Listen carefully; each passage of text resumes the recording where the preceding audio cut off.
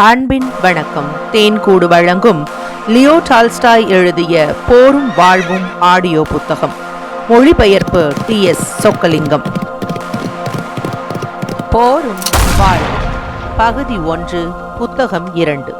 வாசிப்பவர் ரே விஜயலட்சுமி. அத்தியாயம் 15. போர் முனையில் சிப்பாய்கள். இடைவிடாமல் இளவரசர் ஆண்ட்ரூ குட்டுஜோவை கேட்டு வந்தபடியால் கடைசியில் அவர் சம்மதம் தெரிவித்தார். அதனால் மாலை சுமார் 3 மணிக்கும் 4 மணிக்கும் இடையில் கிரந்த் என்ற இடத்திற்கு வந்து சேர்ந்து பாக்ரேஷன் முன்பு ஆஜரானார். போனபாட்டின் உதவியாளன் இன்னும் முராட்படை பிரிவுக்கு வந்து சேரவில்லை. அதனால் சண்டை இன்னும் ஆரம்பமாகவில்லை. பாக்ரேஷனின் படைப்பிரிவில் உள்ள எவருக்கும் பொதுவான நிலைமையை பற்றிய விவரம் எதுவும் தெரியாது. சமாதானத்தை பற்றி அவர்கள் தங்களுக்குள் பேசிக் கொண்டிருந்தார்கள். என்றாலும் அது சாத்தியம் என்பதை அவர்கள் நம்பவில்லை. சிலர் வரப்போகும் சண்டையை பற்றி பேசிக் கொண்டிருந்தார்கள். ஆனால் அந்த சண்டை சீக்கிரமாக வந்துவிடும் என்பதை அவர்கள் நம்பவில்லை. சேனாதிபதிக்கு மிகுந்த பிரியமானவரும் நம்பிக்கையான உதவியாளருமாக பொல்கான்ஸ்கி இருந்து வருவதை பாக்ரேஷன் அறிவார். அதனால் தனிப்பட்ட ஆதரவோடும் அன்போடும் அவரை வரவேற்றார். அன்றோ மறுநாளோ ஒரு சமயம் சண்டை ஆரம்பமாகலாம் என்பதை அவர் விளக்கி கூறினார். அவர் தம்முடன் இருப்பதோ அல்லது பின்னணி படையில் சேர்ந்து கொள்வதோ அவர் இஷ்டப்படி செய்யலாம் என்று அவருக்கு முழு உரிமை கொடுத்தார். பின்னணியில் இருப்பதும் ஒரு முக்கியமான வேலை என்றும் துருப்புகள் ஒழுங்காய் பின்வாங்குவதை கவனிக்க வேண்டியது அவசியம் என்றும் அவர் சொன்னார். என்றாலும் இன்று சண்டை நடப்பது அநேகமாக சாத்தியமில்லை என்று இளவரசர் ஆண்ட்ரூவுக்கு மனச்சாந்தி அளிக்க விரும்புவது போல பாக்ரேஷன் பேசினார். ஏதோ ஒரு மெடலை பெறுவதற்காக இங்கும் அங்கும் போய்க் கொண்டிருக்கிற ஒரு சாதாரண டாம்பிக உதவியாளராக அவர் இருப்பாரானால் பின்னணியில் இருந்தால் கூட அந்த பரிசு அவருக்கு கிடைக்கும். ஆனால் அவர் என்னுடன் தங்க விரும்புவாரானால் தங்கட்டும். அவர் ஒரு வீரமுள்ள அதிகாரியாய் இருந்தால் இங்கே அவர் உபயோகமாய் இருப்பார் என்று பாக்ரேஷன் நினைத்தார். இளவரசர் ஆண்ட்ரூ பதில் எதுவும் சொல்லாமல் இராணுவ வியூகம் எப்படி இருக்கிறது என்பதை அறிந்து வர தமக்கு அனுமதி கொடுக்கும்படி கேட்டார். தமக்கு ஏதாவது உத்தரவு கொடுக்கப்படுமானால் அதை நிறைவேற்றி வைப்பதற்கு அதை தெரிந்து கொள்ளுவது நல்லதென்று நினைத்தார். அப்பொழுது அங்கு அலுவலில் இருந்த அழகான அதிகாரி நன்றாய் உடையணிந்து தமது முதல் விரலில் வைர மோதிரம் போட்டிருந்தார்.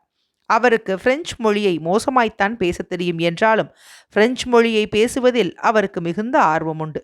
இளவரசர் ஆண்ட்ரூவை தாம் அழைத்துச் சென்று காட்டுவதாக அவர் கூறினார். எல்லா இடங்களிலும் மழையில் நனைந்த அதிகாரிகள் மனச்சோர்வான முகங்களோடு எதையோ தேடிக்கொண்டிருப்பதைப் போல காணப்பட்டார்கள். சிப்பாய்கள் பெஞ்சுகள், கதவுகள், வேலிகள் ஆகியவற்றை பக்கத்து கிராமங்களிலிருந்து இழுத்து வந்து கொண்டிருந்தார்கள். இங்கே பாரும் இளவரசை, இந்த பேர்வழிகளை நாம் நிறுத்தவே முடியாது போலிருக்கிறதே என்று சொல்லி அந்த உதவியாளர் அங்கிருந்த சிப்பாய்களை சுட்டி காட்டினார்.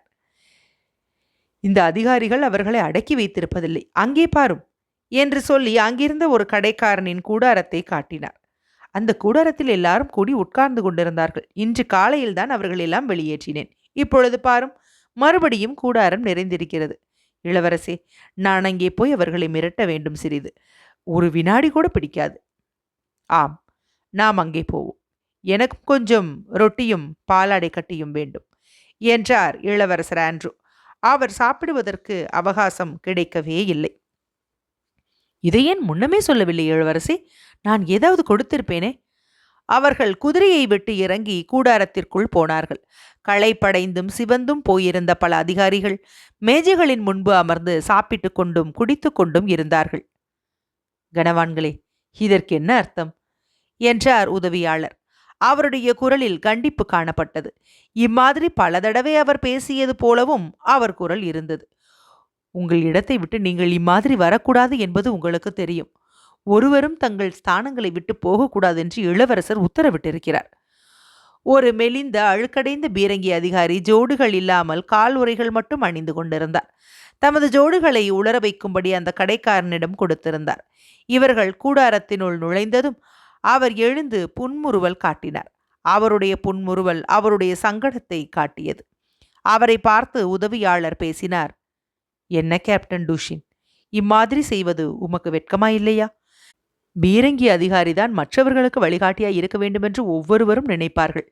ஆனால் இங்கேயோ நீர் ஜோடுகள் இல்லாமல் இருக்கிறீர்.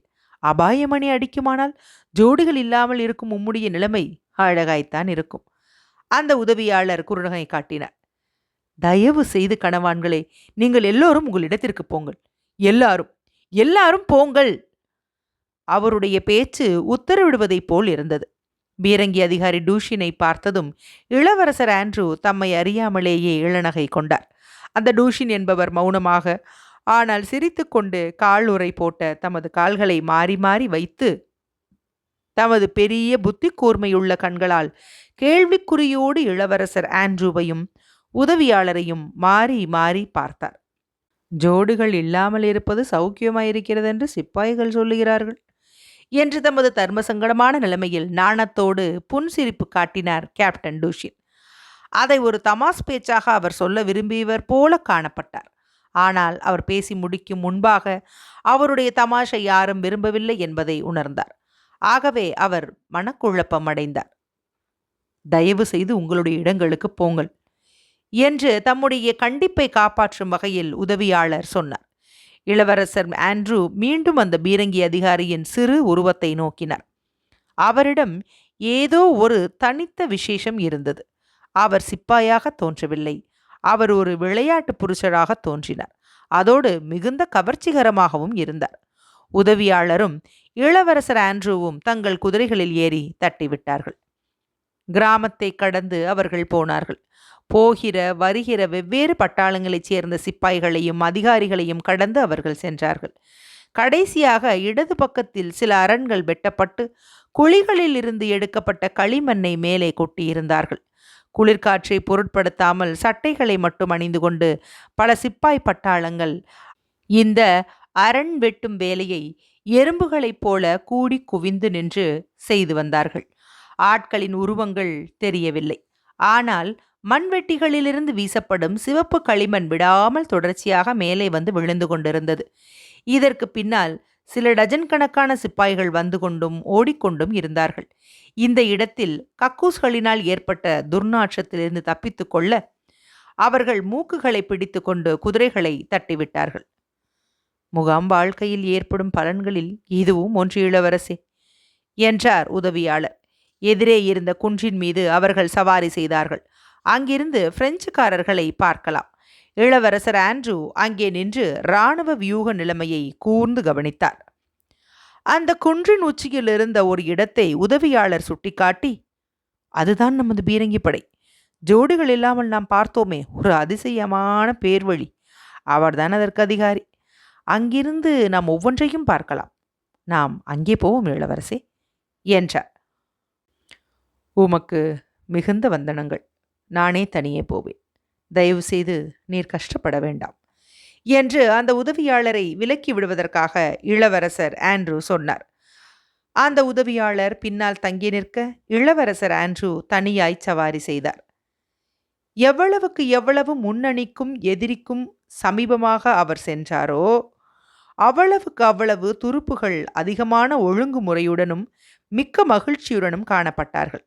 அன்று காலையில் பிரெஞ்சுக்காரர்களிடம் இருந்து 7 மைல் தூரத்தில் அந்த ஜெய்னம் ரஸ்தாவில் அவர் வந்தபோது அவர் கண்ட தளவாட வண்டிகளின் வரிசைகளில்தான் மிக அதிகமான அலங்கோலத்தையும் மனச்சோர்வையும் அவர் கண்டார்.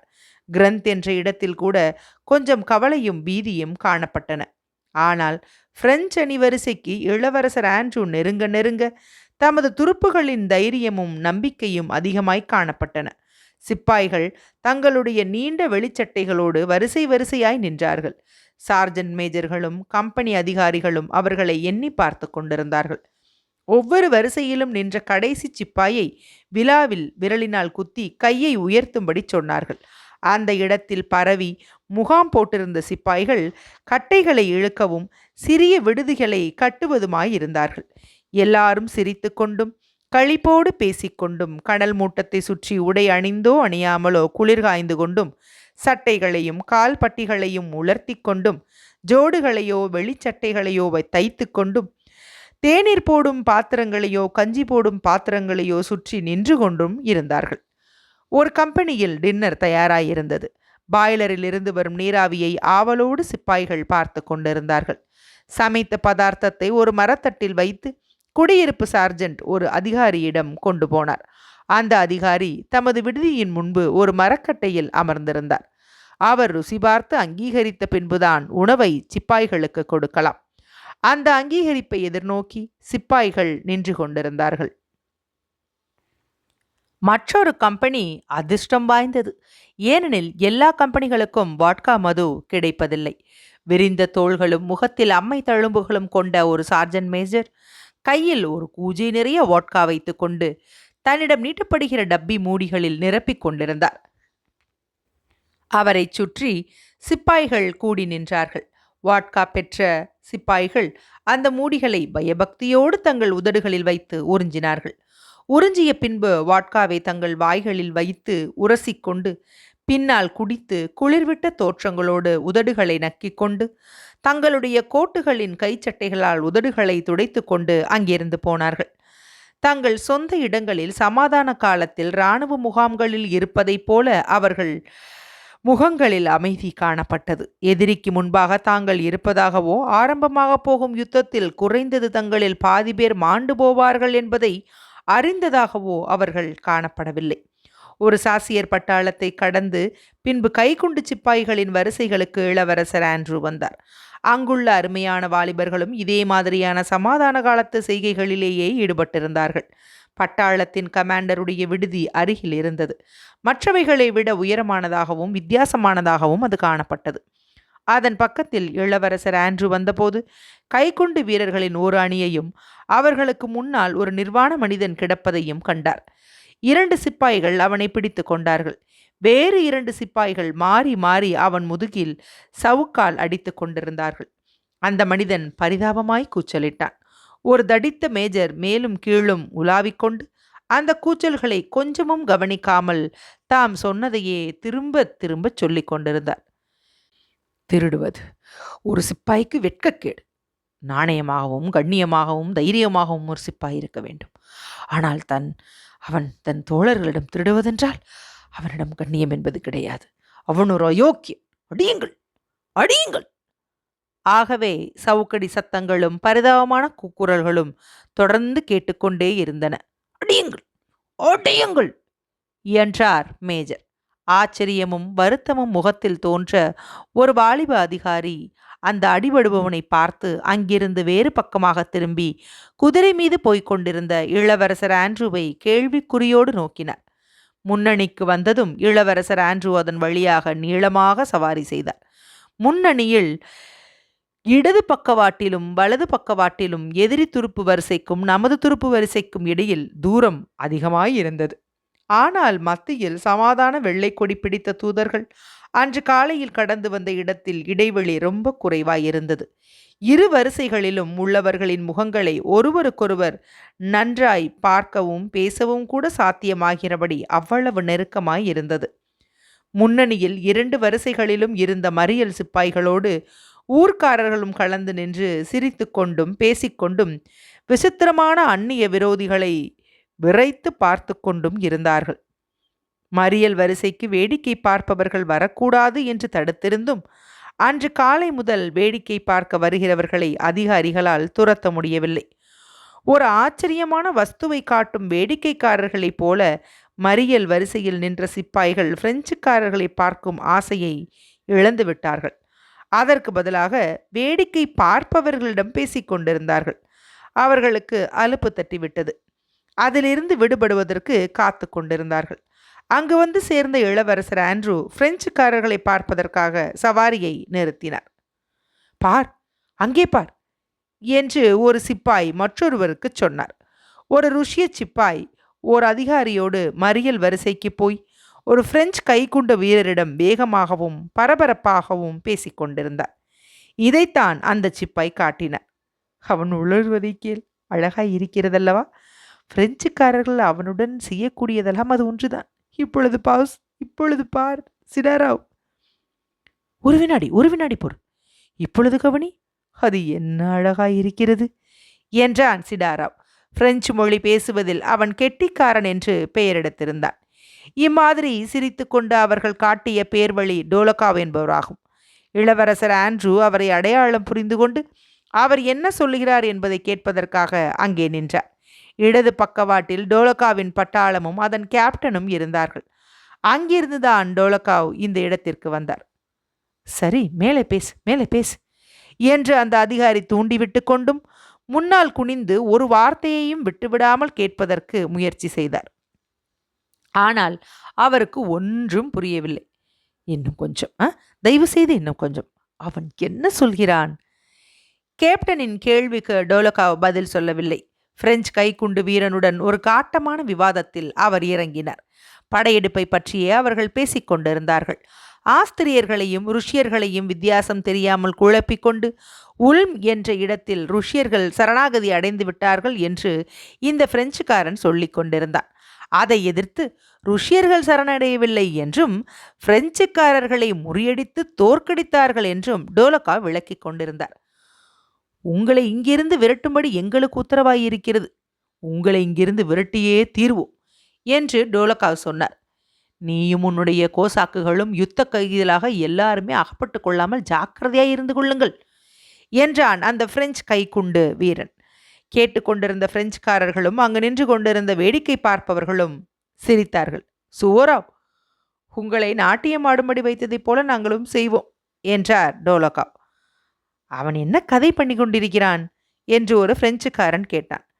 பழைய யுத்தம் ஒன்றை அவன் குறிப்பிடுவதாக யூகித்து, அது புராதன சரித்திரம். மற்றவர்களுக்கு பாடம் கற்பித்த மாதிரி உங்கள் சுவோராவுக்கும் எங்கள் சக்கரவர்த்தி பாடம் கற்பிப்பார் என்றான்.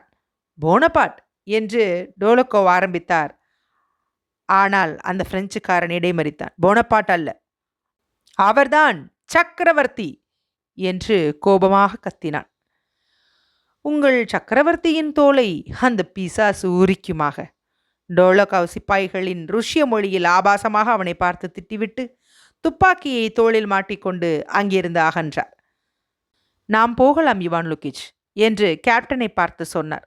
ஹா, பிரெஞ்சு மொழி பேசுவது அப்படித்தான் என்று மறியல் சிப்பாய்கள் சொன்னார்கள். இப்பொழுது நீ முயற்சித்து பார் சிடாராவ். பிரெஞ்சு சிப்பாய்களை சிடாராவ் பார்த்து கண்ணை சிமிட்டி கொண்டு, காரி, மாலா, டாபா, சாபி, மட்டர், காஸ்கா என்று அர்த்தமற்ற சத்தங்களை உளர ஆரம்பித்தான்.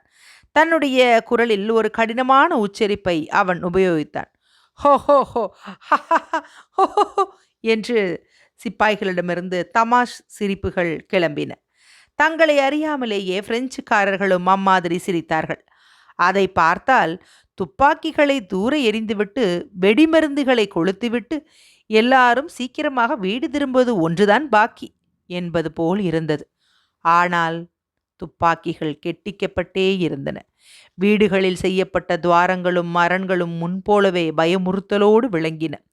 இரு கட்சிகளின் பீரங்கிகளும் முன்போலவே ஒன்றையொன்று எதிர்நோக்கி கொண்டிருந்தன. அத்தியாயம் 15 நிறைவுற்றது.